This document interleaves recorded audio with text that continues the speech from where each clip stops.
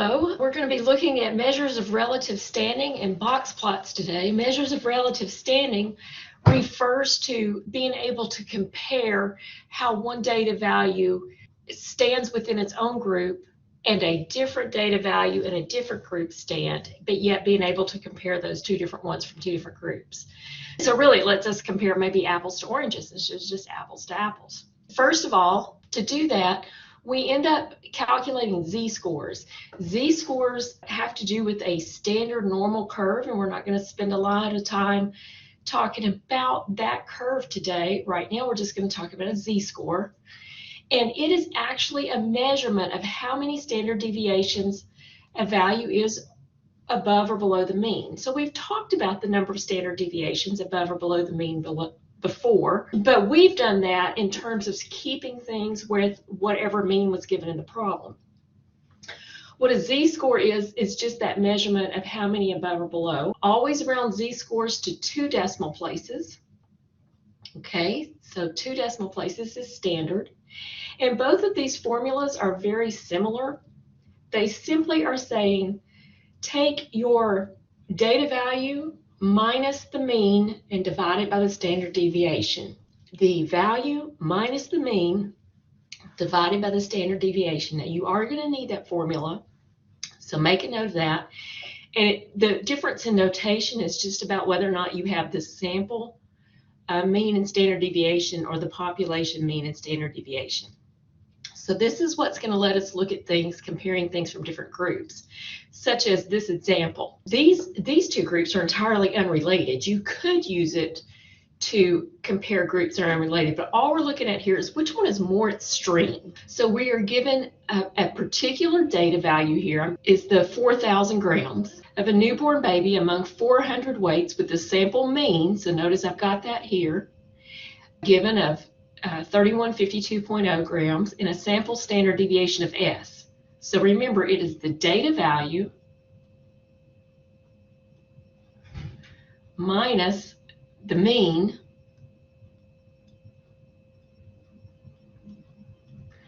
divided by the standard deviation. And we're going to take that to 2 decimal places. So I'm typing that in here. And we get 1.22295, but the key thing is the 1 point, it's approximately, we're going to round it off to 2 decimal places, and this comes out to about 1.22. So since it's positive, I know that this is a measurement of this being 1.22 standard deviations above the mean. So this baby weighs more than the mean weight. In a totally different group down here, I have a body temperature, and that is a particular data value of 1 adult. So it's 1, and we have a sample mean and a sample standard deviation. So even though it's important to consider how many are included in the sample, because that lets you know if these values are actually very worthwhile, we don't need that number of 106 to do this calculation. It is the data value minus the mean divided by the standard deviation. I almost left my 0 off of that. That would have been totally off. And I get 1.290, so that's going to round to 1.29.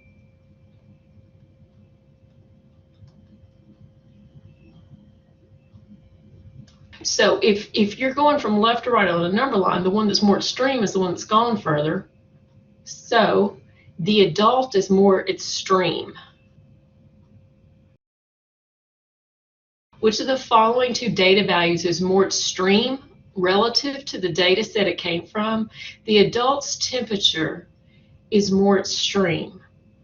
Okay, so we can compare very different groups and see which ones is the most extreme. Now, as we start to do that, then the next question becomes, but is it so extreme it's significant? And we talked about this a little bit last time, because when we have extreme values, remember, the mean, whether or not you're using x bar or mu, plus or minus 2 standard deviations is where we start to draw the line at significance.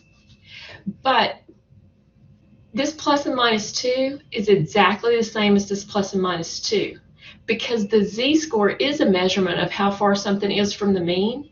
And so what we're saying is you want to go further down than 2 standard deviations or higher up than 2. So our z-score is the measure of how many standard deviations. This is just relating it to the way we described it in our previous lessons.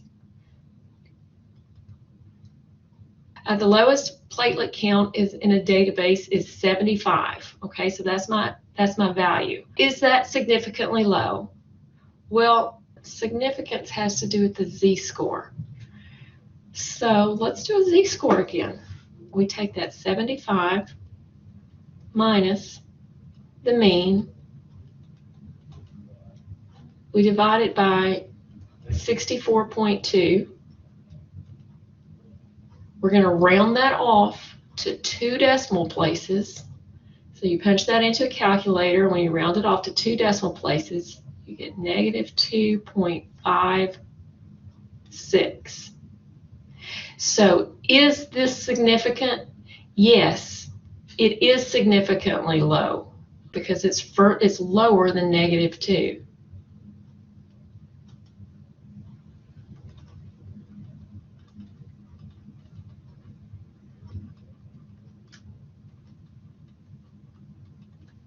That person might need to go get some test run and see what's going on. Their blood count is low, platelet count.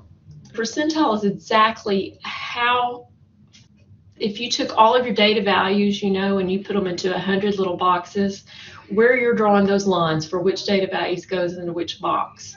So if we've got 100 groups and we're going to put 1% of the data in each group, then this is our formula, and you are going to need this formula. It's the percentile of value X. So you're going to get a value like 99 degrees. And you're going to say, okay, what percentile is 99 degrees? How far is it in this lineup of my 100 groups? Well, what you do is look at how many values you have less than that. So how many temperatures were less than 99 degrees? Divide it by that total number of values.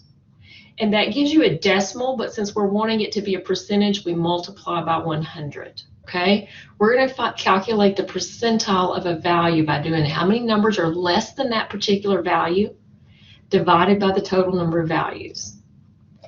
So this actually, we talked about some Verizon data speeds before, I think in another video. Actually, all this data comes from not just the speeds that any phone can get, but at an airport. And so at the particular airport, they just took some measurements. But find the percentile for the data speed of 11.8. So these are lined up in order. So here is 11.8. So then your question becomes is how many data values are less than 11.8? Well, the top 2 rows are all less than 11.8. So 1, 2, 3, 4, 5, 6, 7, 8, 9, 10. So this indicates up there we have 20 values below the given value they told me to check. So we had 20 values below it. So it's how many values are below it divided by how many values are there altogether. Well, if there's 10 on every row, and there's 5 rows, there are 50, and then we're going to multiply that times 100. Well, 20 out of 50 is 4 hundredths, which is 40. So this is the 40th percentile. Now, please don't call them percents. A percentile is different than a percent. A percentile is like where it is in order, okay? A percent is an amount. So this is more of like the lineup. This would mean that this is the data value that separates the first 40% of the data, and we have 40% of the data below it, and so from here and above we have 60% of the data. But sometimes you want to work backwards, and working backwards can be a little bit uglier. It is the same formula. It is how many are below divided by 100 times n, but I'm not just kind of depends on how familiar you are with it. This was N, and we could have left the 100 out to the right and left the N underneath. That really would have no effect on it. So it really works the same way.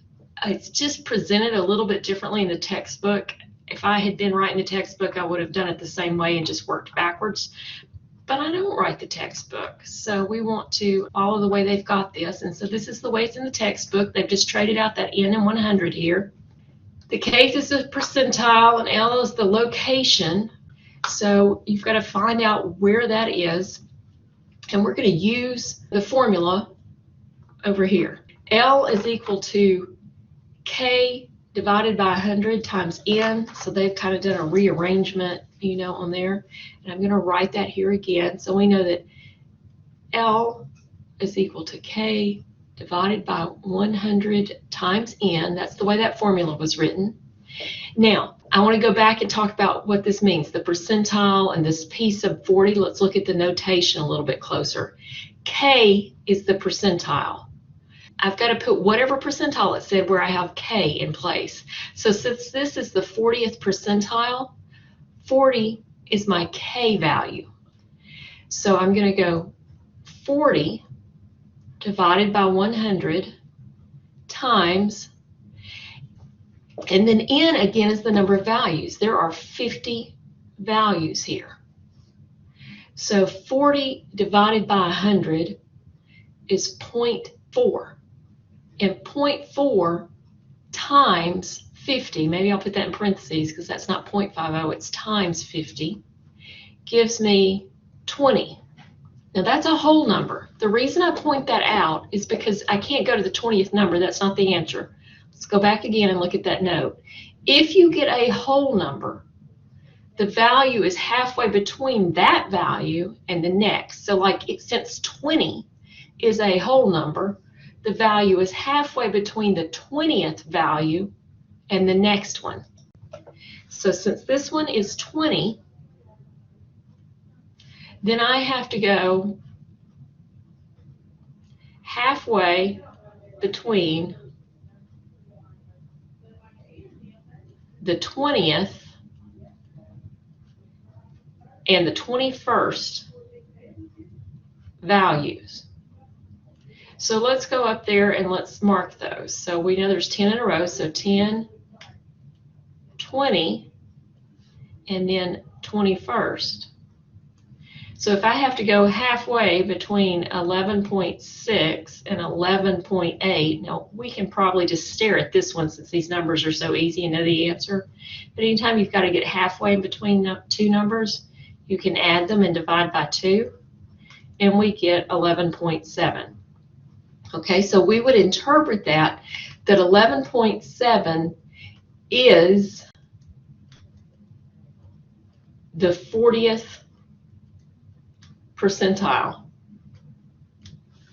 Now you've got to remember there can be more than one data in a percentile. We're just taking our data and we're cutting it up into 100 boxes, and then looking at 1% in each one. So depending on how many data values you have, you can have more than one value in a percentile. And that is why I just want to point out that when we did this the other direction, we found out that the value 11.8 was the 40th percentile. But yet when we work backwards, we find 11.7 is the 40th percentile. Well, 11.7 would be the 40th percentile, but so would 11.8. That's just going to depend really a little bit on which direction you're working. So when you do get a whole number for this location, just know that you have to go between that value and the next. Now, if you don't get a whole number, you're going to have to round that off so that you know where you're going on there, okay?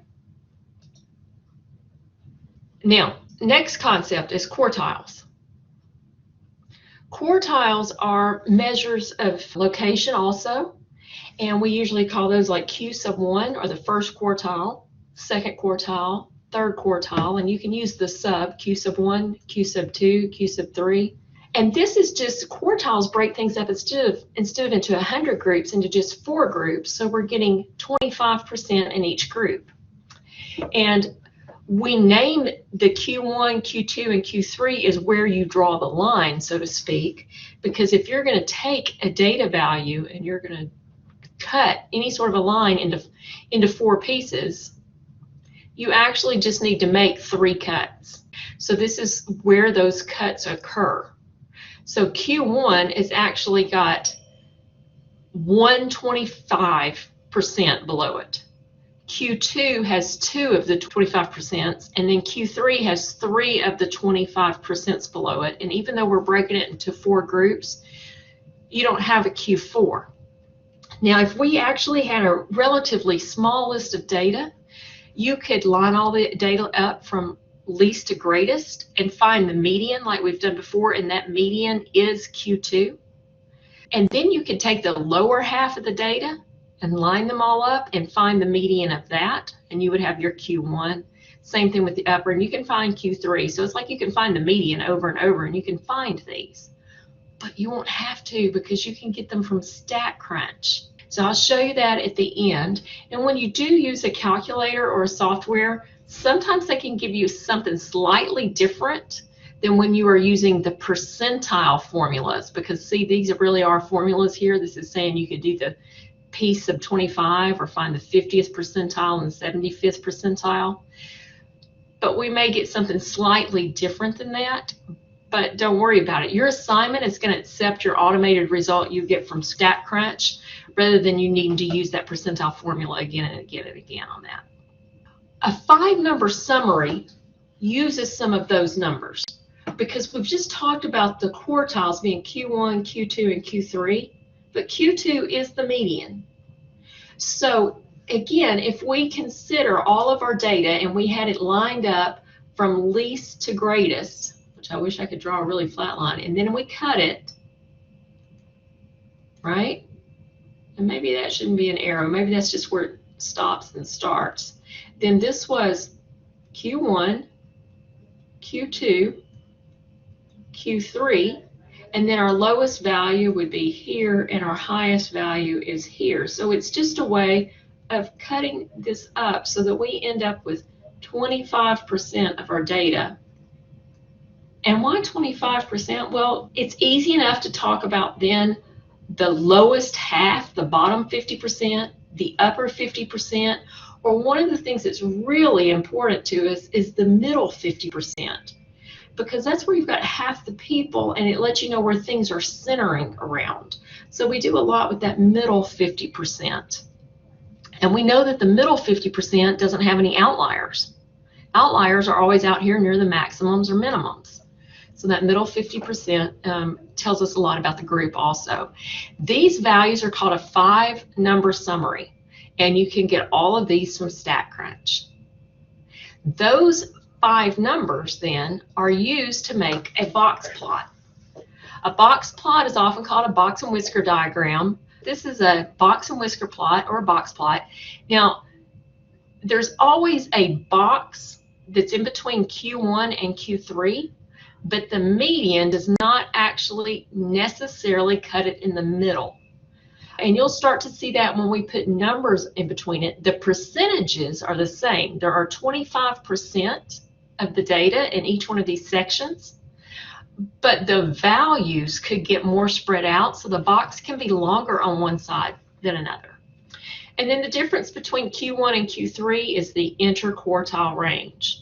When you use technology to create one of these for you, they often end up getting displayed vertically, kind of like what we talked about with that stem and leaf plot, but it's the same kind of a thing. It's just the way the computer programs work or something.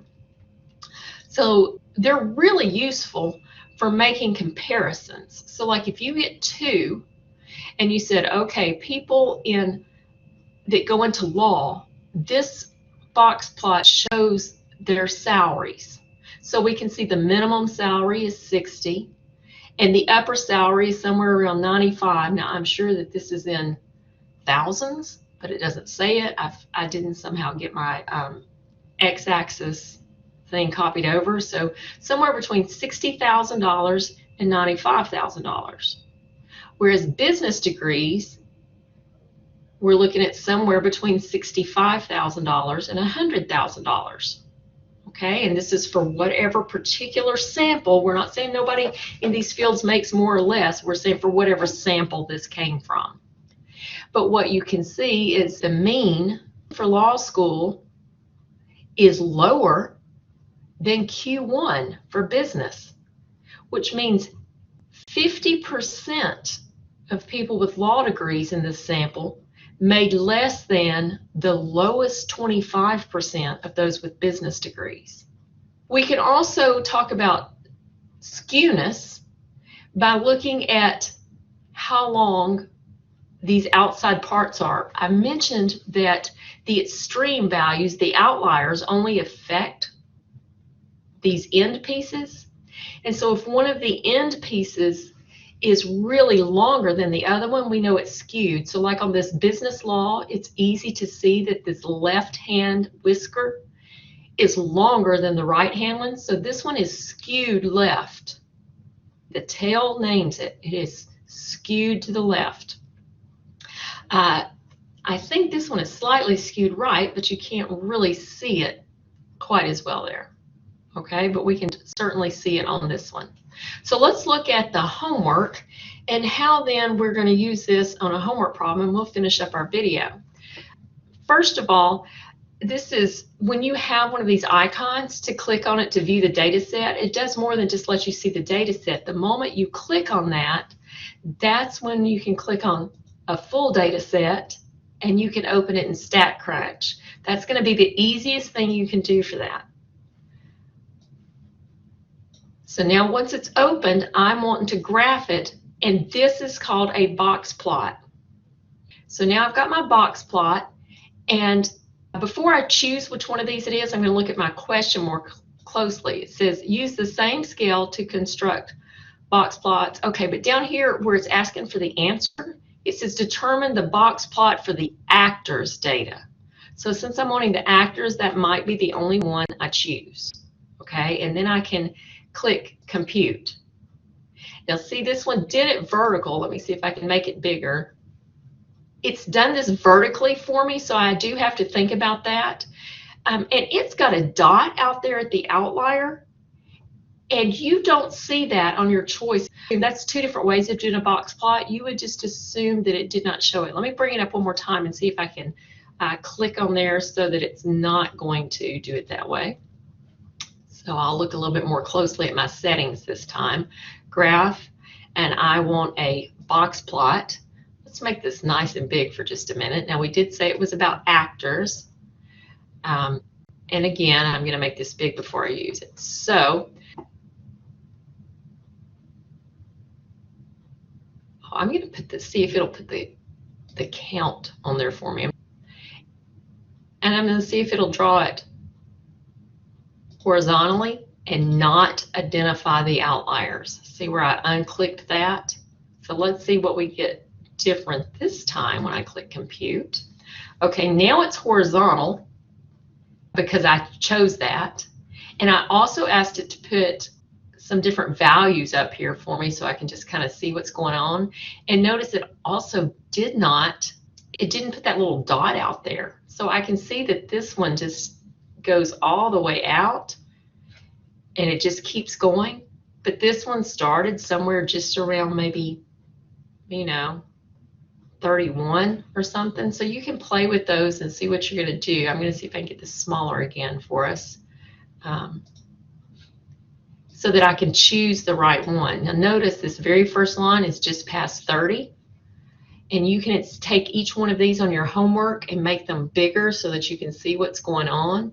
So I can also go up and I can make those bigger.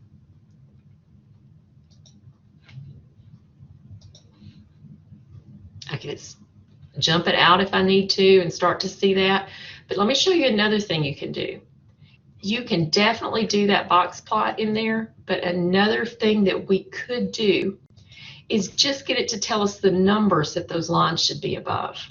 And I think that's about as helpful. So I'm going again to StatCrunch, but instead of graph this time, I'm going to go to stats and tell it to give me that summary statistic, okay? And again, it's by columns because that's where I put it. I need actors data, compute. And so even though I don't see the picture here, what I know is that if I scroll over, these values right here are where that box plot occurred. My minimum is 31. The maximum is 75.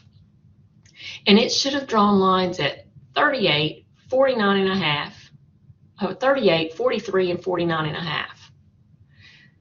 So then I can say, well, you know, this one looks like that could be maybe at 38. But this one, could that be 43? Could this one be 49 and a half? Maybe, and then it's got the maximum maybe somewhere around 85 or 86. So I want to go back to my chart right here, and that maximum was 75. Oh, now see, that's a problem because the maximum should have stopped at 75. It definitely cannot be that one.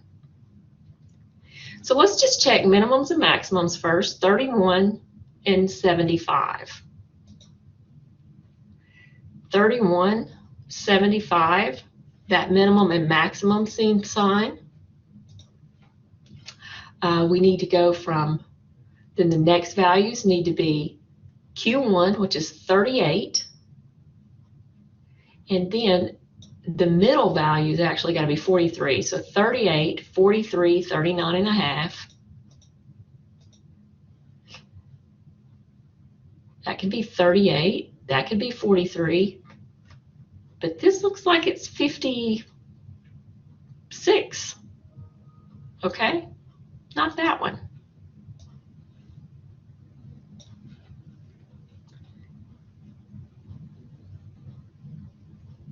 I'm going to go with this one. Let's pop this one out and look at it because it looks like it was at 31. Okay, we've got 75, somewhere around 38, 43, 49 and a half. Because that one could work. I know that this can be a pain, but I will say that I think that dealing with that is much better than actually looking at this full data table and trying to figure out what your mean and median are. So it is to your advantage to use the StatCrunch to get some of those things calculated. And it may be up to you as to whether or not you would prefer to let StatCrunch show you what it looks like, or you would prefer to just get the numbers and see what the values are. Okay, and I think that probably I'm going to do this at least partially one more time here. We're going to open it up in StatCrunch, and I'm going to look at the numbers. So I'm going to do stat, summary stats, columns.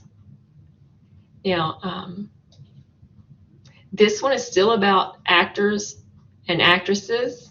So I've got to see what it is it really wants me to do. I've got to compare the two data sets. Over here, determine the box plot for the actresses. And then we're going to have to do it for the actors also. So I'm just going to let it give me both of them at once. And to select both of them, after you select your first one, notice when I was hovering over it, it says select more than one with shift click or control click. So I can hit shift and I can hit click and it will do them both. And so now determine the box plot for the actresses data. Then what I would do is let's focus in on what those numbers are. First of all, for the actresses, which is the second row, the minimum is 23. So then over here, what you want to do is look closely until you find the minimum that's got 23. Those both seem close. This one seems close. This one seems close. So it looks like the minimum is good all the way around. So then we would need to look at a different value to just see what's going on there. So their maximum for the actresses is 79. So I think I can hover underneath here and see 79. Okay, it cannot be C because that's not at 79. So we've eliminated C. Now let's look maybe at Q1. Q1 for the actresses is 28.5. That looks close. That looks close. They all look close to that one. So then let's look at the median, 33.5. So it cannot be A. So now we've eliminated that one also. 33.5, it could be this one. That looks like it's too big. So see, I found that it's a D just by taking that and looking at my numbers and checking them. We're going to call that it. Don't forget to let me know if you have some sort of a homework question. Just send me that Ask the Instructor. I'll get to you as soon as I can.